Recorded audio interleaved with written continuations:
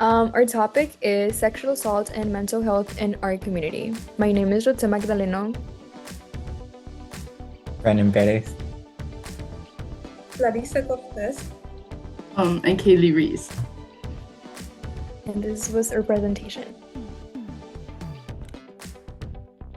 Okay. I'm gonna hide you guys for a little bit.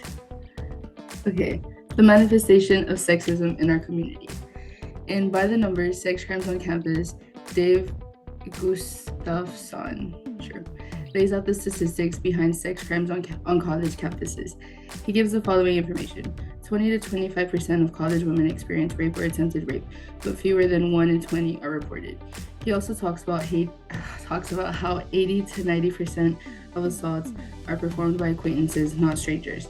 The number of assaults that are happening on college campuses is significantly higher than what is being reported. And a cause for this is because many women know their attackers and are too afraid to speak out. While we do not have the specific numbers for our college campus here at UTRGV, it is just as important to us that we recognize that it is happening here because it most definitely is. Gustafson first mentions that college is supposed to be a time for personal and intellectual growth. But when crimes such as these occurring, it cannot possibly be that for women who are victims of sexual assault. Their education, mental health, and livelihoods are all equally affected negatively, which is why it is important that they receive the resources and assistance that they need. And then in our second source, in A New Vision of Masculinity, Cooper Thompson talks about how violence is a tool which holds the two most critical socializing forces for a boy, which are homophobia and the hatred of gay men. With that comes a social need for boys to prove that they are true men in order to be accepted by other men and the society around them. Along with that, men are taught that they need to hold a certain level of masculinity, which includes becoming stronger. They exhibit this by not expressing their emotions, asserting their dominance, and looking down on femininity. Sadly, this need to not be portrayed as feminine leads to more men committing sex crimes. In our community, men that express their emotions or talk about their problems with the people around them are looked down upon. And instead of working through their issues, they find harmful outlets to deal with their problems. These outlets include crimes against women, harm to themselves, and harm against other men, which continues a cycle, which we'll talk about more in the presentation. Okay, then next. So this was our process. From class, we learned that sexual assault is still an ongoing issue, and we think that the root of it goes back to the gender norms that are instilled into individuals at a very young age. And from a quote from A Vision of Masculinity, girls consistently indicate that there are clear advantages to being a boy, from increased independence and career opportunities to decreased risks of physical assault and sexual assault, and eagerly answered that discussed at this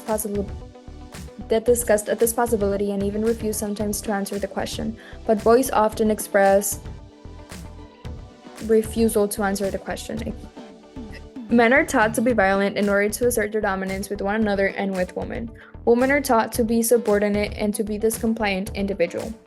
From this comes so many violence that is inflicted within one another. Sexual assault comes from the belief that one individual is above one another, and this comes from the physical differences that people believe that are too apparent. Anyone can be a victim of sexual assault, and it most times goes unreported.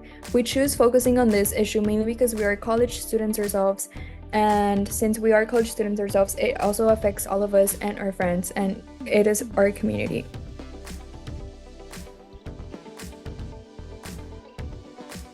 Thank you. We know that sexual assault overall is still a very prominent issue, but it is not talked as much around college campuses because either people fear coming forward with their stories or because they simply don't know about the resources that are there for them. There are various resources that are offered to college students as well as non-profit organizations in the community that their purpose is to help sexual assault victims. I put a quote from By the Numbers, Sex Crimes on Campus by Dave Gustafson.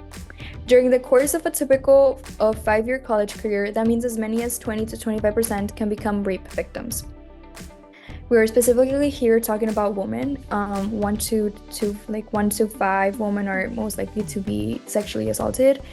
In a 2002 Justice Department report, Acquaintance Rape of College Students, found that 34% of completed rapes and 45% of attempted rapes occur on campus.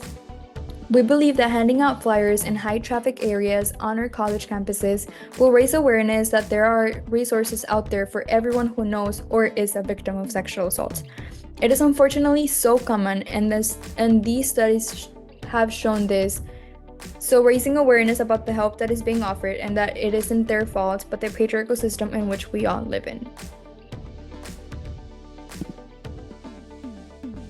So for our project, we decided to create a flyer to hand out to TRGV students with services on how to report sexual assault and resources for mental health. As recognized by Dave Gustafson, college campuses suffer from high numbers of sexual assault, many of which is not reported, so our project was designed to inform non-informed students of the resources our campus offers to victims of sexual assault/harassment. The first being the Office for Advocacy and Violence Prevention, which is just a hub where you can report sex violence on campus. The Campus Shield app, which is just an app where you can contact law enforcement and that could report it, which is you can just report students not following the code of conduct. And also, as Cooper Thompson said, society's expectations for men to be non-expressive with their emotions encourages violent behavior, especially towards women. Statistics show that men usually are the ones who commit sex crimes, so we can attribute that to them being men. So on the other half of our project, we included mental health resources offered at UTRGV, like the UTRGV Counseling Center, which is a center where you can get help online or in person. The Vaqueros Crisis Line, which is just a suicide hotline, but could also be used for any type of mental emergency. By informing students of these resources, we are able to further tackle the mass problem of sexual assault on college campuses by taking care of the matter at its root, which more than often the culprit is mental illness and the lack of mental health support for those in need.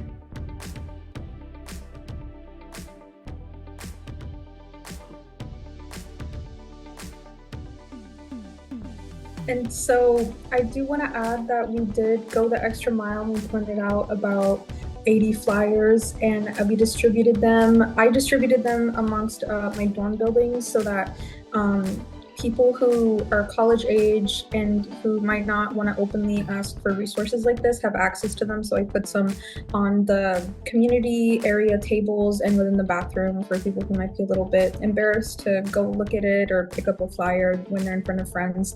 We also passed them out amongst campus to various students who were around our age just to get the word out there. Yeah, that was her presentation.